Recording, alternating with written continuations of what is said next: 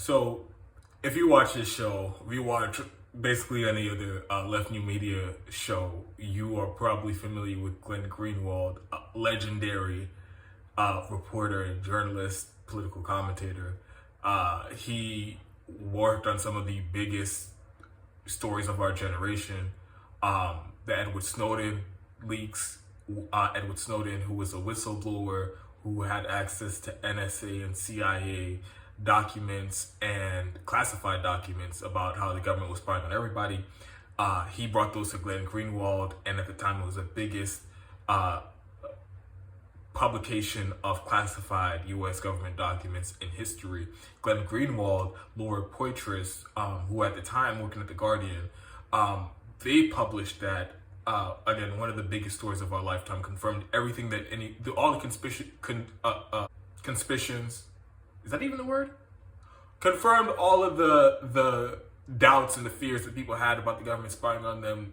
Glenn Greenwald published it and gave us all the facts on that. He also most recently worked on Operation Car Wash in Brazil, one of the biggest corruption scandals in the history of Brazil. Glenn Greenwald worked on that. But he founded, after he published the Edward Snowden documents over 10 years ago, it has to be now, he started the Intercept with Laura Poitras and Jeremy Scahill.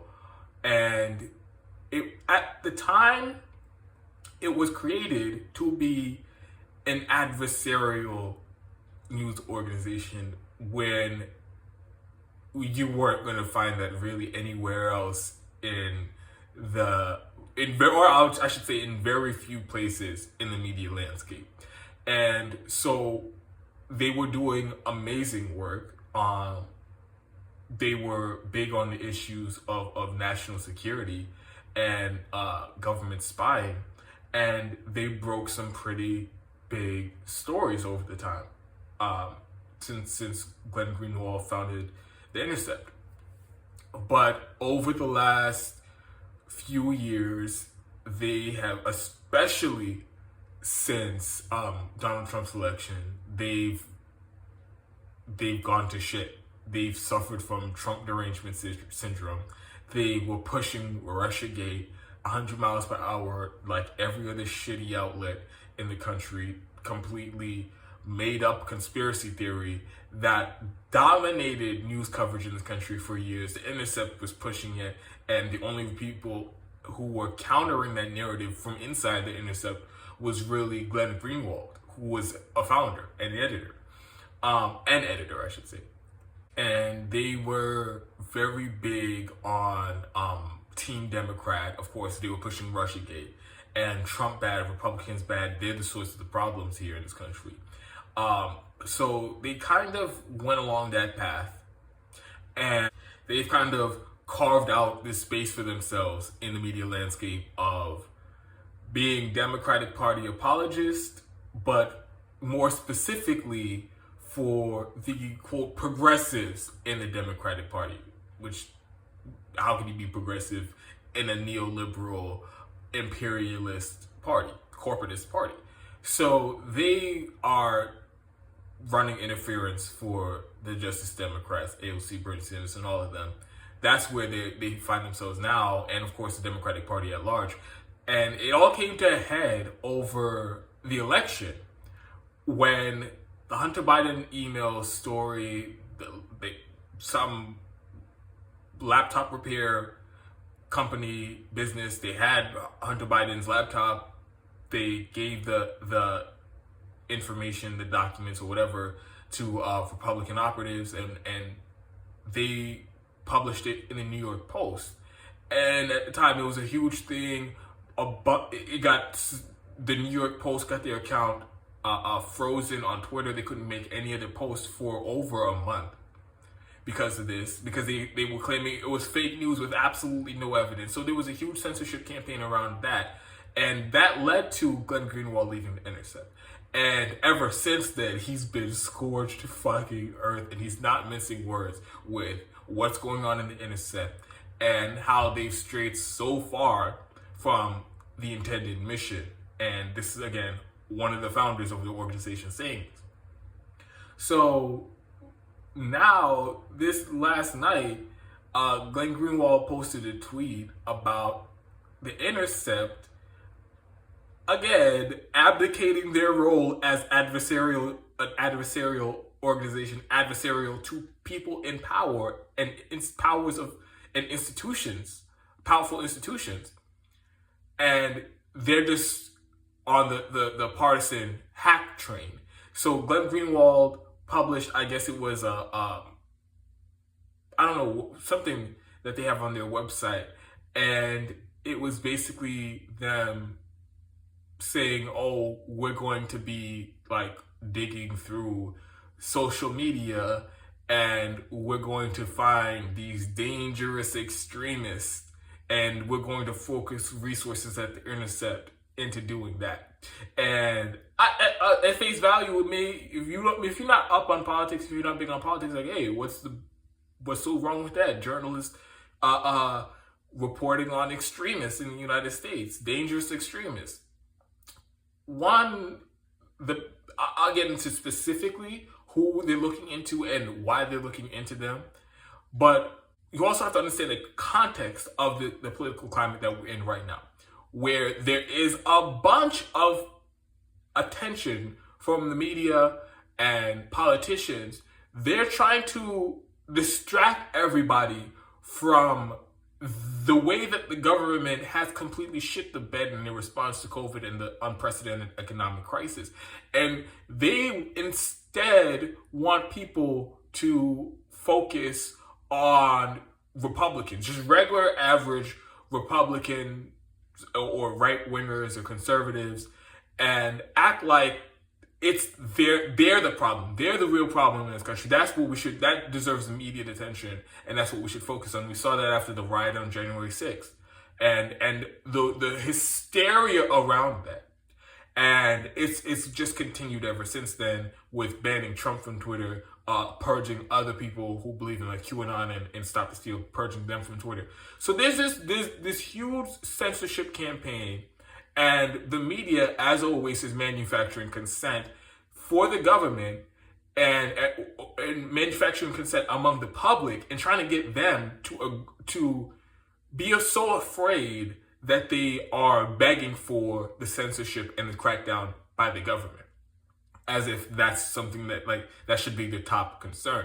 So if considering that's the climate, for the Intercept to be doing this whole big thing and devoting unknown amounts of their resources to this kind of silly project, it's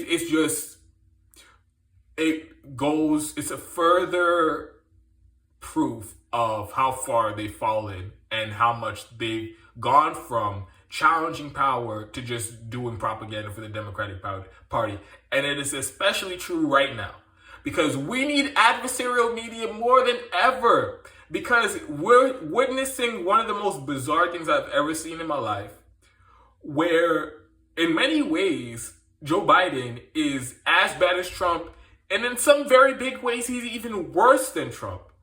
But the propaganda is so thick and it's so heavy in this country because of the media that people are brainwashed into thinking Joe Biden is actually trying to help them. He's actually doing his damnedest to help everybody and improve the country, even though he's doing the exact opposite in serving corporations just as much as in corporate interests just as much as Donald Trump and any other corrupt Republican politician in this country has. So we need adversarial media to be exposing this more than ever. And this is what the Intercept is doing. So I have, I'll read a little bit of what was from the Intercept's website that Glenn Greenwald went off about. I'll read some of Glenn Greenwald's tweets and then I'll break it down myself. But first, you all already know the deal. If you're able to contribute to the show financially, I have the links to Patreon in the About page of the YouTube channel.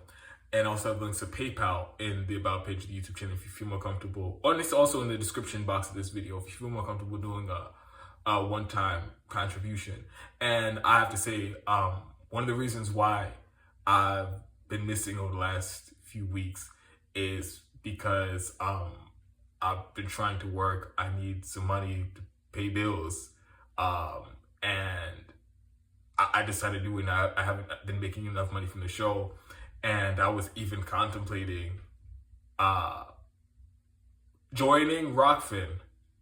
But one of my biggest reasons against that is because in order to join Rockfin, you have to at least have make one Rockfin exclusive video a week. And you guys know how I feel about that. I really am a strong advocate in having all my videos available to everybody, regardless if they can pay or not.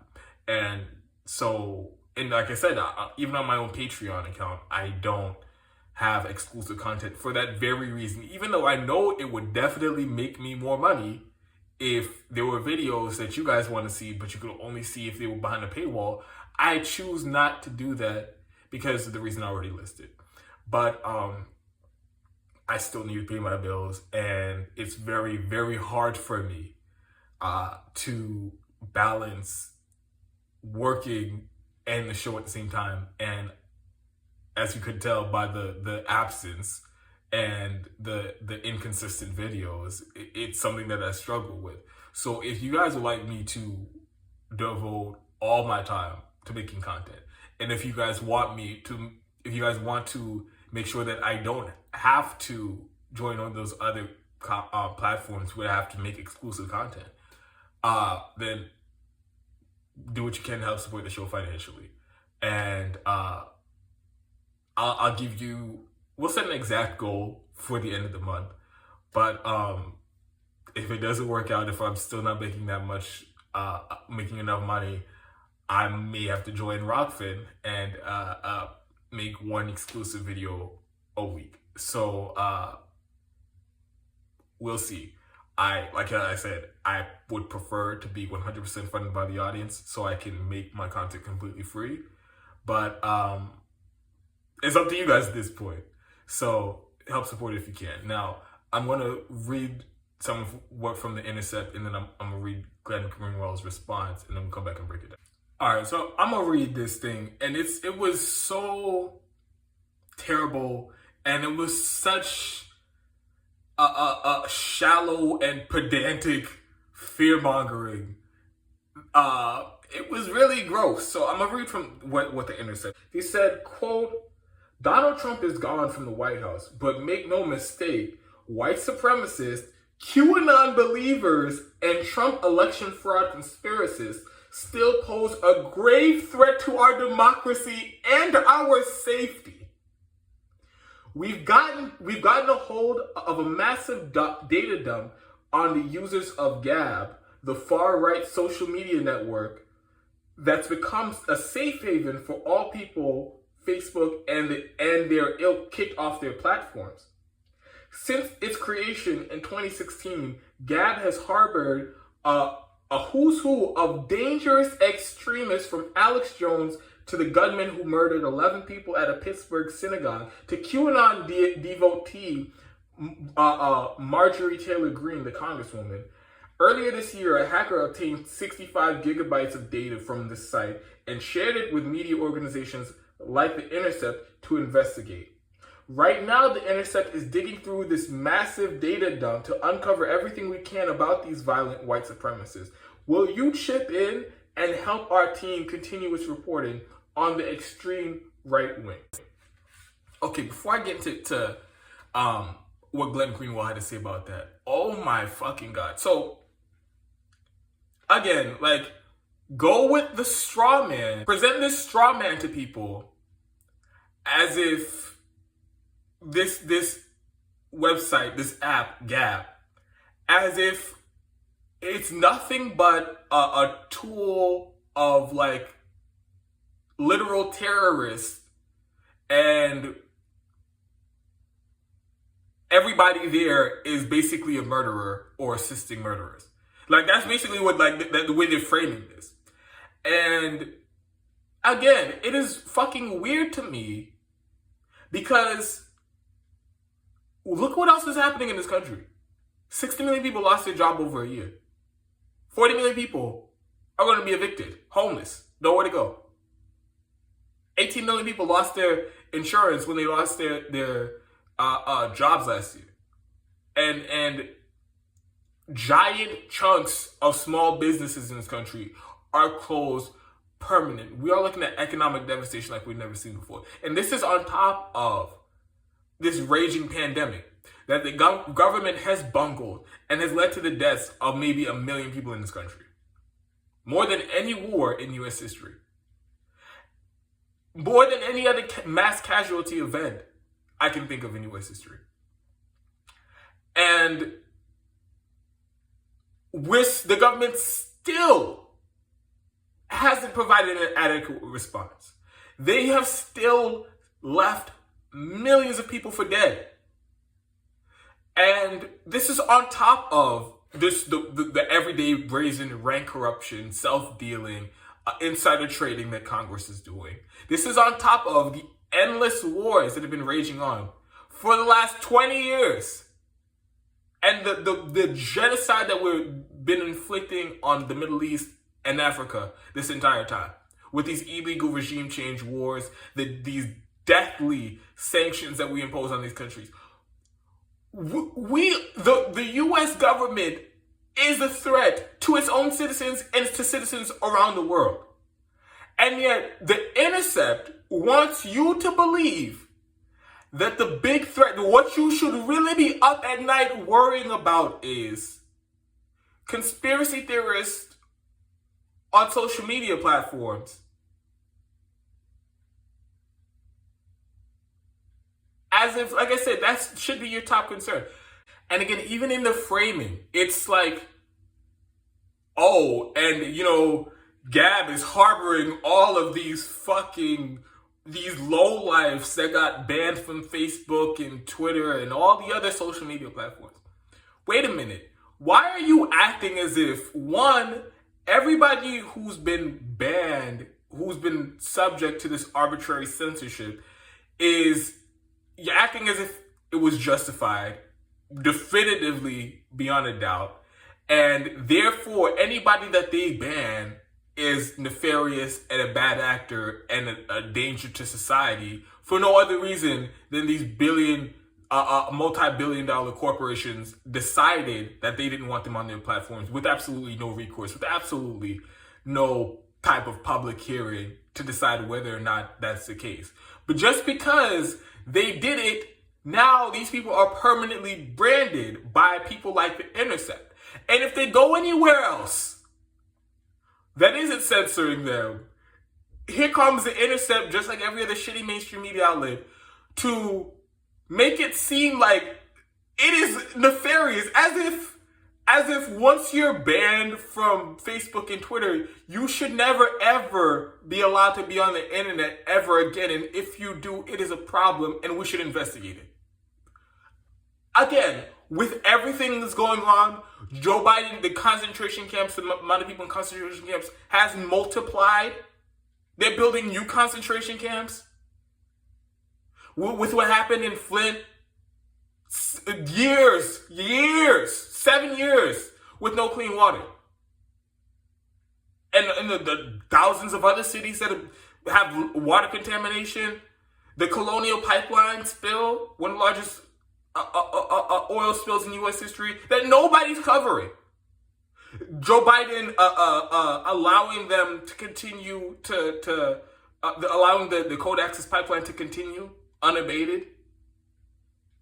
Like, all of these things have real life effects on people and pose a serious threat to people's lives, everyday lives. The lack of health care in a public health emergency. A third of this country can't afford health care. But the Intercept is going to pretend like, again, these fucking conspiracy theorists they're the real problems. They're the ones you should really look out for. It's not the war criminals doing genocide for the profit of defense contractors. No. Don't worry about them. Let's not focus too much on them. It's just some rando Trump supporters. Those are who you really should be worried about. And like Matt Taibbi talks about in Hate Inc. This is what the media has become. They've gone from, ever since the Cold War, And they couldn't, it wasn't just, oh, Soviets bad, communists bad, and US capitalism is good. Instead of, they couldn't frame stories like that anymore. So they're always trying to find the bad guy. And it was the war on terror, and then now it's landed in a place where it was Trump, and then it's just regular citizens. That's who you should be worried about. So that's what this obsession with Marjorie Taylor Greene is. That's what this obsession with QAnon and the Stop the Steal conspiracy theorists is. Because they want to distract you from the real problems. So I went off on a tangent on that. So let me read you Glenn Greenwald's tweets. Quote, "This is repulsive. The Intercept was founded during the Snowden story to defend privacy rights and oppose the security state. Now, the liberal DNC hacks who edit, in quotes, it are boasting that they got personal data from Gab users and are sorting through it, doing FBI's work to find, quote, extremists." And he went on in another tweet and thread. "Bold adversarial journalism, serving as mouthpieces for the CIA and acting as monitoring cops for the FBI. Liberal political hacks ruin everything. The Intercept is shit." I mean, what's there to argue with? How do you argue with that? It does really add an extra layer of egregiousness to it all. When you consider what they were even founded for. And like he said, it was during the Snowden story where they were explicitly on the side of privacy rights, civil liberties, civil rights and civil liberties, and defending the public from the overreaches of government. Defending, and of course, at the time, what was the excuse for the mass surveillance that the government was giving? We have to stop the extremists. We have to make sure we get all these bad guys, these spooky terrorists, ooga booga. We have to get them, so we have to spy on everybody to do it.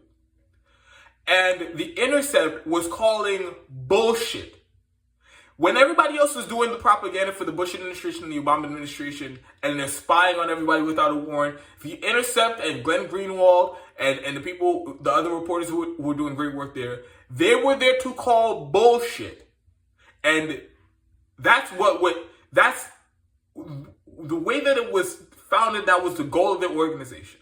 And fast forward to 2021, and they are out here, like Glenn Greenwald says, being monitoring cops for the FBI, doing the FBI's work, and looking into the data of private citizens, not committing a crime, not doing anything illegal.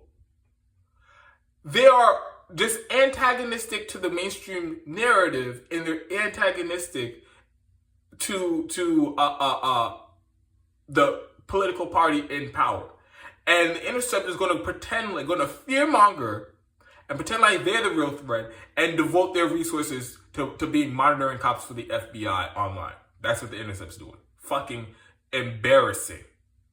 And I'm glad that Glenn Greenwald, he's not mincing words with the Intercept, and he hasn't since he left. And he was quite honest while he was still there about some of the shitty work that had been done there. He at times he was debunking some of the bullshit that Jim Risen was putting out at the Intercept while he was still there at the Intercept. So I appreciate him not trying to bullshit us and pretend like the Intercept is anywhere near what it was before. And I wish that Kyle Kulinski, co-founder of the Justice Democrat, would take this kind of tact. Because it's okay if you found an organization, it becomes this huge thing, and then it gets infiltrated with people with very shitty ideas, people with no spine and no moral compass, and are just going along to get along. And then they turn the organization into basically a tool of the establishment. It's okay to point that out and say this isn't what it was, and people should not be supporting this anymore, because now this has turned into the antithesis of what it was originally founded to be. Glenn Greenwald could say that about the Intercept, and it's not like he doesn't take that as like a personal attack on himself when people say the Intercept is shit. He just said the Intercept is shit because it is shit. He doesn't take that as a personal attack because he hasn't moved. His principles have not swayed. The organization has, for the reason that I said before. It got so big that shitty people with shitty ideas took control of it. That is out of his control. So there's no use in trying to sugarcoat it and saying, oh, it's not as bad. No, it's as bad as you think it is. It's as bad as you like I said, as you think it is. And it's the same with the Justice Democrats. They've become an obstacle. They are now harming the movement.